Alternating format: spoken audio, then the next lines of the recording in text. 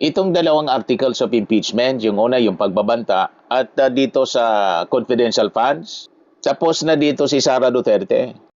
Kaya until today, mga kababayan, hindi nagpapasilip sa Senado si Sara. Nasabi nga po ni Congressman Benny Abante, iniinsultuan niya ni Sara yung mismong impeachment court.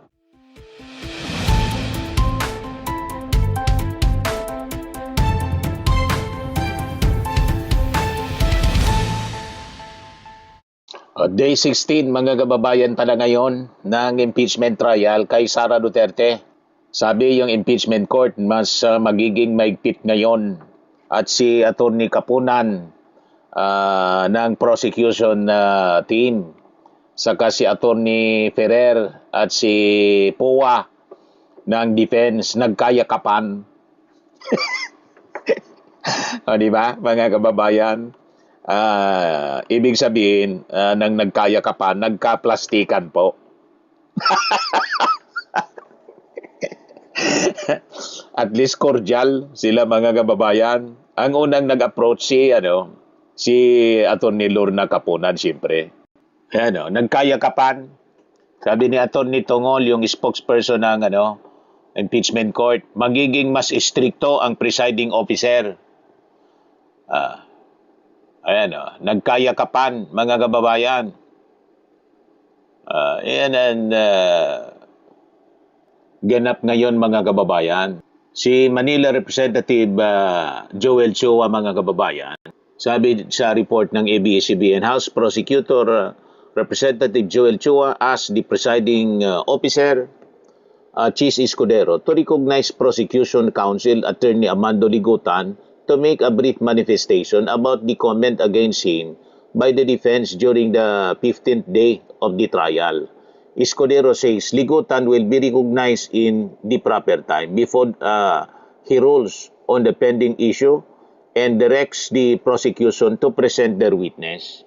So, sa tamang panahon na niya, kasi yung sub judice na sinasabi ni Chis Escudero at gusto rin bigyan ng diin, mga kababayan ni Atty. Kapunan ng prosecution panel na dito sa rules na to, sub judice rule, dapat lahat mag-observe dito. Hindi lang yung prosecution, pati defense, at lalo na si Sara Duterte niya. Sabi na Atty. Kapunan. Ito si Atty. Kapunan, mga kababayan, nung kanina papasok pa lang. Good morning. Matindi ang pormada ni Atty. Kapunan, no? Today si Congressman. Public prosecutor. Pero may arguments on oral argument on Yung sa sub-judice? Yan yung unahin mo na? Okay. What's your position ba? Sa ganun? Well, we will respect whatever the decision of the presiding officer is. Pero ang position namin dyan, dapat the number one violator is the Vice President. Diba siya yung magsasabi, pending the law. Dapat tako ng institution. Pero yun muna yung first subject natin? Yeah. Okay. Matagal yun. Pero hindi naman siguro. Okay. At saka sana, reminder rin to the Senator. Okay. Sige, ma'am. See you later. Dapat niya, yung lalo na yung respondent, strictly mag-observe ng sub judice rule kasi yun ang madalas niya na gumawa ng violation, si Sara Duterte. Yung bending the law comment ni Sara Duterte, mismong ina-accuse yung impeachment court. Kaya siguro hindi na muna tinake up po kasi magiging mainit siya. Kaya diretso muna doon sa witness. Ito yung defense, mga kababayan. Magpipresent sila ng witness. May it please the Honorable Impeachment Court, the prosecution calls Ms. Marivic M. Pareja. The Clerk of Court, through the Sergeant at Arms, is directed to kindly situate Ms. Marivic Pareja to the witness stand. Prosecution pala yon, sa prosecution Ayan o. Kindly place the witness on the oath, clerk of court. Please raise your right hand. You, Marivic M. Pareha, do swear that the evidence you shall give in the case now pending between the Philippines and Vice President Sara Zimmerman Duterte shall be the truth, the whole truth, and nothing but the truth. So help you God. Kindly. Ito yung kanina, si Prosecutor Joel Chua. Congressman Lordan Suwan be recognized by the chair for the presentation of our next witness. The Honorable Suwan is recognized. Your Honors, on the part of, Your Honors, may I be recognized? Yes, Attorney Po. On the part of the defense, Your Honors, may we also request that Attorney Lyndon Bacuel be recognized for Attorney this, Lyndon, witness. you are recognized, sir. Thank so you, Your far as this witness is concerned. Good morning, Your Honor. Lyndon Bacuel, appearing for respondent accused. Yung abogado pala to. The Honorable Suwan is recognized.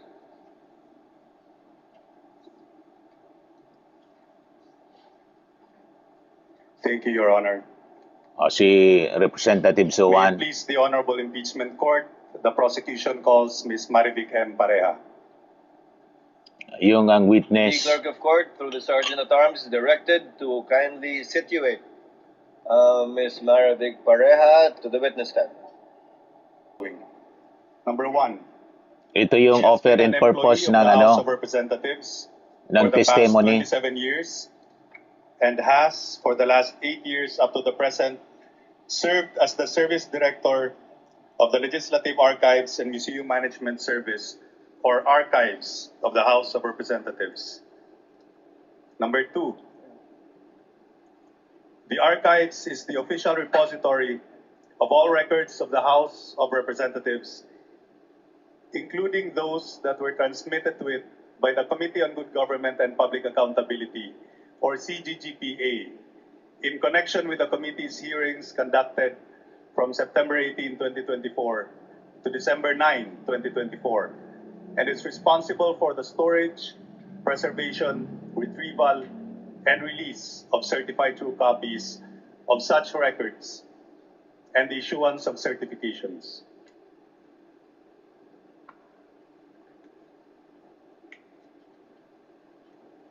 Number three, the identity of the following documents that were received by the archives for storage and custody as transmitted by the Committee on Good Government and Public Accountability relative to its September 18, 2024 to December 9, 2024 committee hearings.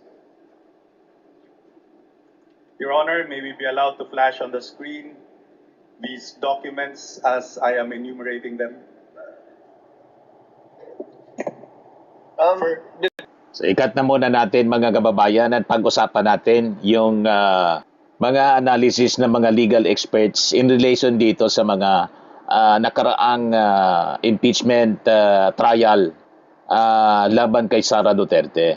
Kasi sabi po ng mga legal luminaries tulad po ni Attorney Domingo National President siya ng IBP. National President IBP Attorney Domingo Egon Cayosa and other legal luminaries na yung prinisentan niya ng mga ebidensya ng prosecution already enough to secure a conviction. Kaya sabi nga natin mga kababayan, itong dalawang articles of impeachment, yung una yung pagbabanta at dito sa confidential funds, tapos na dito si Sara Duterte. Kaya until today, mga kababayan, hindi nagpapasilip sa Senado si Sara. Nasabi nga po ni Congressman Benny Abante, iniinsultuan niya ni Sara yung mismong impeachment court. So hindi niya pagdalo, hindi niya sinasagot, hindi nagpapakita. Mas busy sa Sara sa kung ano-anong mga pinupuntahan. Pinuntahan pa nga, may time siya doon sa pagsama sa grave threats sa case laban sa kanyang kapatid na si Pulong, pero yung grave threats niya at issue sa confidential funds, wala siyang panahon sa sarili niyang kaso. Di ba, arap-arapan ng pang-insulto? Tama si Benny Abante po. Now, going back dito sa sinabi po ni Atty. Cayosa, na yung prosecution na niya has presented enough evidence to secure a conviction. You see? Ay ito at ito naman po mga kababayan, sinigundahan ng iba pang mga nangungunang legal luminaries sa bansa na nagpapakita mga kababayan na isa itong hatol na sapat, matatag at hindi na matitibag ang mga ebidensyang nilatag po ng prosecution sa mga nakaarang impeachment trial. Naitatag na po mga kababayan yung prima facie case ng corruption laban po kay Sara Duterte. At ang tanging magagawa na lamang ng defense ay magsumite ng mga palusot upang iwasan ang kanyang napipintong conviction at pagpapatalsik mga kababayan bilang Vice Presidente. Pagpapatalsik sa kanya sa pwesto. Ngayon, ano yung naging timbangan mga kababayan ni dating IBP President, ay dating IBP President pala to, si Cayusa, sa kanyang naging panayam mga kababayan sa programang On Point ng Bilyonaryo News Channel. Ayagan po mga kababayan na sinagot ni Atty. Domingo Egon Cayusa ng isang mabilis at mariing yes anya, nang tanungin kung naitatag na ba ng prosecution mga kababayan ang maling paggamit ng confidential funds ni Sara Duterte. So ayon po sa kanya, ang mga iprinisintang ebidensya po at testimony ay maayos, competent at credible at exhaustive. Binigyang diin niya mga kababayan ng burden of proof niya o ang obligasyong magpaliwanag ay lumipat na ng buo sa defense. So it's now for the other side to explain it away. Kung kaya nila, pahayag mga kababayan ni Atty. Cayusa. Dagdag pa niya, bagamat sinusubukan na niya ng mga abogado ni Sara Duterte na mag-ingay sa cross-examination, biguan niya sila. Nagibain ang saligan ng kaso dahil hindi naman na-demolish yung testimony. Ganon din mga kababayan yung parehas na punto ng mga tinitingalang mga legal luminaries. Ang boses at pagsusuri mga kababayan na ito ni Atty. Cayusa ay hindi nag-iisa. Ito ay pinagtibay pa ng pinakang mahuhusay na utak sa batas dito po sa ating bansa. Sabi po mga kababayan ni retired Supreme Court Associate Justice Adolfo Asconia, nagpahayag po ito na ang mga dokumentong hawak ng prosecution po ay higit pa sa sapat upang mapatunayan ang kawalan ng integridad sa pamamahala ng pondo ng bayan. Ganon din ang naging pahayag mga kababayan ni Father Ranilio Aquino, Dean ng San Beda Graduate School of Law. Anong sinabi niya? Nagpaalala pa mga kababayan, itong si Father Ranilio, na ang impeachment ay hindi niya nangangailangan ng antas na beyond reasonable doubt. Kaya ang mga nakalatag niya na prima facie evidence ay sapat na para sa hatol na guilty. Ano kayo ngayon, mga DDS? Tama yung mga sinasabi natin. Guilty talaga po. Kaya hirap na hirap yung mga abogado ni Sara na idepensa po siya. Kasi nga po, mahirap idepensa ang guilty. Si Atty. Jude Roy naman po, na kilalang constitutionalist at batikang trial lawyer, na sumang-ayon na ang kaso ng prosecution ay nakatungtong sa matigas na forensic auditing ng COA na hindi kayang tapatan ng kahit anong palusot. Ngayon, dito tayo sa hindi matitibag na evidence sa Mary Grace Piatos heist, mga kababayan. So ayon mga kababayan sa mga legal luminaries, ang pinakamabigat niya na ebidensyang hinarap ng prosecution na naging mitsa ng pagkagipit ni Sara ay ang mga opisyal na ulat nitong Commission on Audit. Hindi na ito matatakpan ng retorika. Pinaliwanag po ni Atty. Cayusa na matagumpay na nailink ng dalawang COA auditors ang pag-withdraw at paggamit ng daang-daang milyong piso ng OBP at saka ng DepEd. Sa mga gastosing tahasang i-disallow o pinagbawal po ng Commission on Audit. Dahil labag ito sa Joint Circular 2015-01. Nakasulat sa records ng Senado ang libu-libong acknowledgement receipts na gumamit ng mga imbentong pangalan tulad ng nina Mary Grace Piatos, Rinan Piatos, at J. Camote upang mag-liquidate ng daang-daang milyong confidential funds sa loob lamang ng ilang araw sa Office of the Vice President sa po sa DepEd. Dagdag pa rito mga kababayan, pinatunayan din ng Philippine Statistics Authority, PSA, na ang mga pangalang ito ay walang marriage certificate, wala din. Walang marriage records na patunay na gawa-gawa lang po ang mga ito para ibulsa ang pondo ng bayan. Yan po yung malinaw na na-establish sa mga previous impeachment trial. You see? Itong rason kung bakit hindi po umarap si Sara Duterte sa impeachment trial. Patuloy siyang umiiwas. Di ba? So napakasimple po ng punto ng kasong ito na pinatunayan ng mga eksperto po. Kung ikaw ay binigyan ng pondo ng bayan at nagsumiting ka ng mga acknowledgement receipts na pirmado ng mga multo o imbentong mga tao, mga personalities, ikaw ay may pananagutan siyempre. So sabi nga po ni Atty. Cayusa, napakadaling mag-ingay at magpalabas ng mga pahayag sa social media para magkaila dahil hindi ka naman nakasumpa roon. Di ba? So kung talagang malinis itong si Sara Duterte, bakit ayaw niyang humarap sa paglilitis at magtestigo under oath gaya ng ibang mga testigo? So yun ang tanong. So ang kanyang lantarang pag-iwas at pananaimik ay lantarang pag-amin na wala silang maiharap na totoong depensa. Yan ang malinaw po. Sa ilalim mga kababayan ng Article 11 ng Section 2 ng ating saligang batas, ang impeachment ay isang mekanismo upang panagutin ang matataas na opisyal na lumalabag po sa tiwala ng bayan o yung tinatawag nating betrayal of public trust.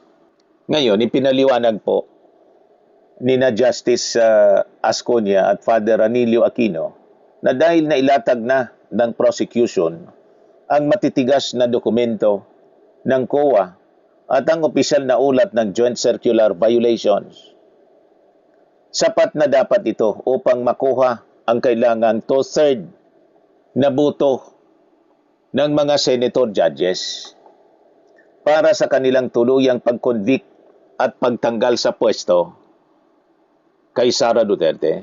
So ang batas mga kababayan ay malinaw. Hindi kailangan dito ang antas ng patunay ng kriminal na kaso. Kapag napatunayang nagpalsipika ka ng mga resibo gamit ang mga peking pangalan ng multo, tapos na po yung laban. Tama po? So silyado na ng batas. Sapat na po ang mga ebidensya. Harapin ng personal ang impeachment court kung talagang pong hindi guilty itong si Sara Duterte. Sa mga naghanap ng malinis and spacious fitness gym, pumunta lang po kayo sa aming Colossal Fitness Gym. We also offer Grab Car Rental with our brand new 2023 model ng Toyota Innova. We also accept booking for those who are planning to travel via PAL, Cebu Pacific, and other airline companies, local and international, and bills payment for Meralco Bills, PLDT, Aleco Bills, etc. Ang Colossal Fitness Gym is located at 3rd floor Security Bank Building, Landco Business Park, Legazpi City, Albay. For inquiries, look for Chilon Maravillas. Contact number 0966-802-0949. Yan yung aming Innova. Lagi na pong matao sa amin. Pati mga foreigners po, tingnan ninyo. Mga British tourists sila. Ang lalaki ng katawan na, mga kababayan, nag-gym sa amin. Ito naman po, international. Ito mga mga European sila. Ito naman po, yung aming Firmax Firming and Lifting Cream, pinapahid po sa mga pulses in under-affected area. Mayroon po sa mga pains at paninigas ng mga kaso-kasuan. Ito po, Automax Radiant Serum. Sa mukha naman yung application. Anti-aging po siya. You will look 10 years younger than your age. Ito naman po yung bagong product naming binibenta online. I am Worldwide Amazing Pure Organic Barley Powdered Drink Mix from Australia. Mainam po ito sa mga cancer patients.